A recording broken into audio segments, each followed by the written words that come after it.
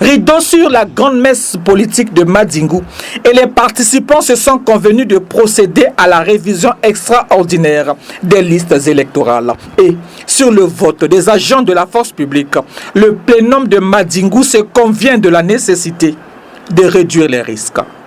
Quant au rendu des questions soulevées plus haut sur le vote anticipé des agents de la force publique, les membres de la commission se sont prononcés et la concertation de façon générale, pour la nécessité de réduire les risques possibles liés à ce scrutin précisément, par la mise en place d'un mécanisme visant à éviter le double emploi entre les listes spéciales des agents de la force publique et les listes électorales générales, par la nécessité de faire participer les commissions paritaires pour les opérations liées à l'enrôlement et l'organisation du vote anticipé des agents de la force publique. Atterrissage donc en douceur à Madingou, même si, reconnaît Guy Brice Parfait Kolela, on ne peut pas tout obtenir. C'est au niveau du concept de la renforcement de la transparence que nous avons insisté.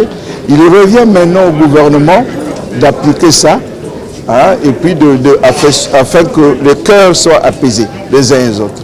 Voilà, nous sommes ravis. On n'est pas totalement, nous n'avons pas tout eu. Mais c'est une négociation. On a pu avoir ce qu'on a pu et puis bon, la République continue. Satisfaction plutôt du côté de la majorité présidentielle, comme pour Luc Gabriel Missatou.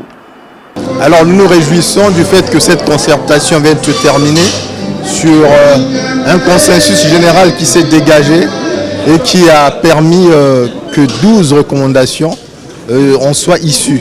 Donc nous sommes très contents de cet atterrissage en douceur. C'est le ministre de l'Intérieur qui a baissé les rideaux de cette concertation.